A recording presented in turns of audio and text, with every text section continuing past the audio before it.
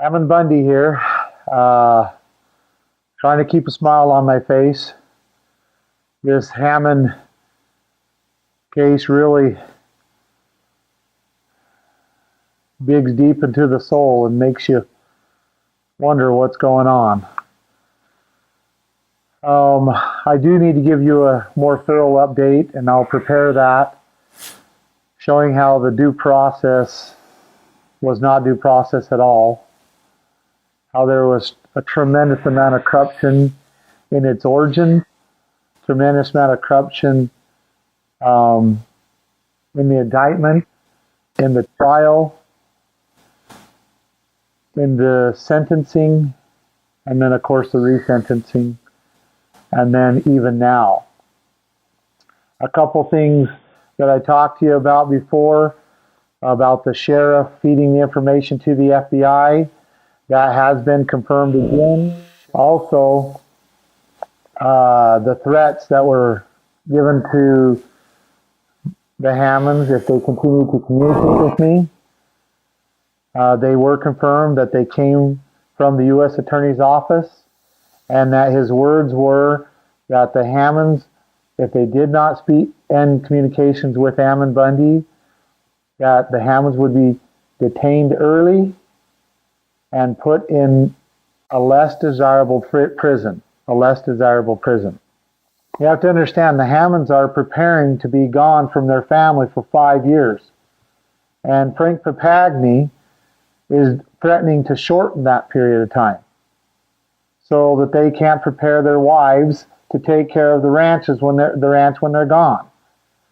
Also, it means to Dwight, who's 74 years old, if he gets thrown into a less desirable prison, he'll probably be abused to the point where he won't live.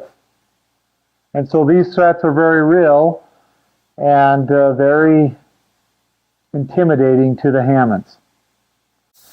Now I want to show you a video of a rancher that ranches just a few miles from the Hammonds. And it shows how the BLM cares about the ranchers and cares about the community. This was done in July, and the BLM started some fires in July. And prescribed fires are not done in July because they have all summer that they need to feed their animals on. And so basically the BLM were burning the ranchers' grass, and as the video will show, many other things. I want you to understand also that this video was filmed less than 2 weeks from the day the Hammonds were sentenced for starting a fire themselves.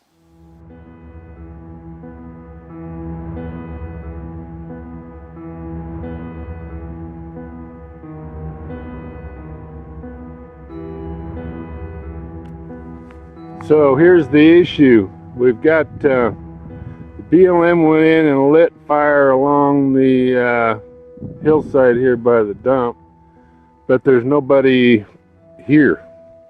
It would be easy with a couple of guys with shovels right now to put this out, and we'd have a good fire break, but when the wind hits it, it's going to carry it right on along the hill and down to French Glen, which is right there. So, and if it creeps away from the hill, obviously in the foreground there's a lot of fuel.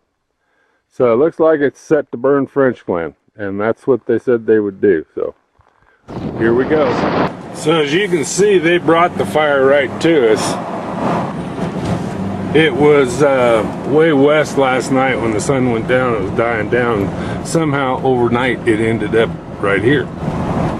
It's pretty obvious that this is man-lit.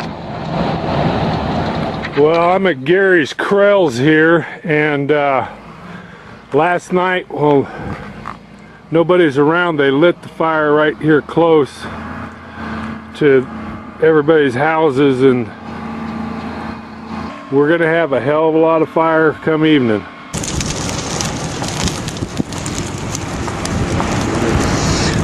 They're not putting it out, they're lighting it. This is a bunch of bullshit, let me tell you. We're standing at the Krells, and them sons of bitches started at the corner of the road where it leaves the pavement, and they're lighting that son of a bitch on fire all the way around it. They're going right down that. I'm standing here, me and John Witzel. You got a water truck and stuff, and the grader's building a fire line, and they're building a fire all the way around it. Yeah. And it's a flaming. Upwind of us. And yeah, and we're smoke's coming right out. Well, John's taking pictures right now, and he said that they told him they're going to torture all the way around to the C-Bar C Road, and Noose Wander's cows are fence cornered up down there right now. Gary lost 11 already. They're just about to burn that outfit up. Nobody's there. They lit the fire and moved right on.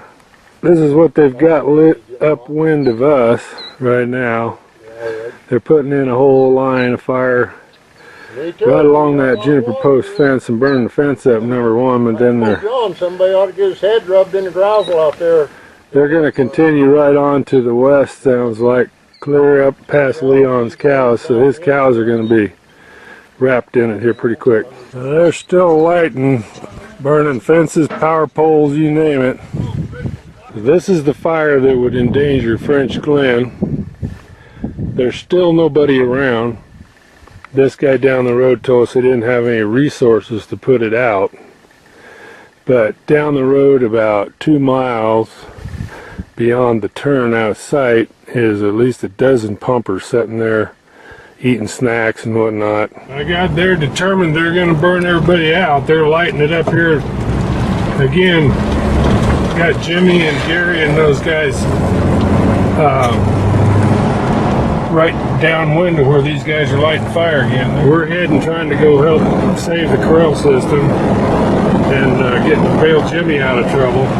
Yeah, he said, I will arrest you. This highway is closed, God. I said, well, I got to get on the other end of the fire. Where was this? You ain't going, he said. I said, well, we got to get over there because if you burn me out down there. Well, so yeah, this is what we got. Those guys that we just went by upwind, they're lighting it, have it coming right to us here. We're going to try to spur this down. No place to go with the cows except in the corral.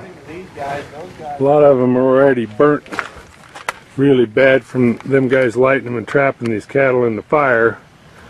They trapped a bunch of them last night.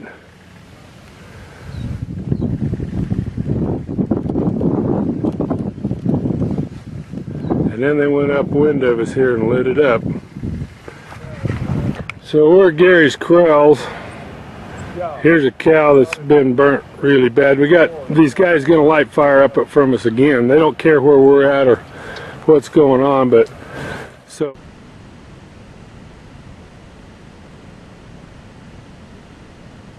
so here's what we got.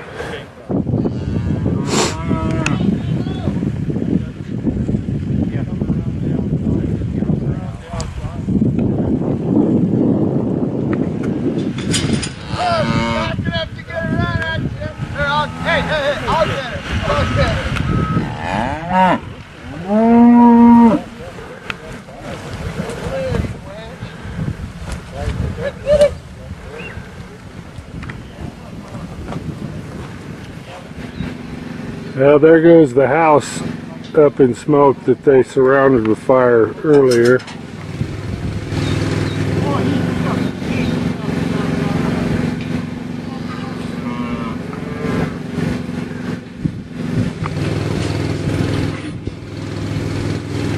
The house is going up, totally caused by BLM.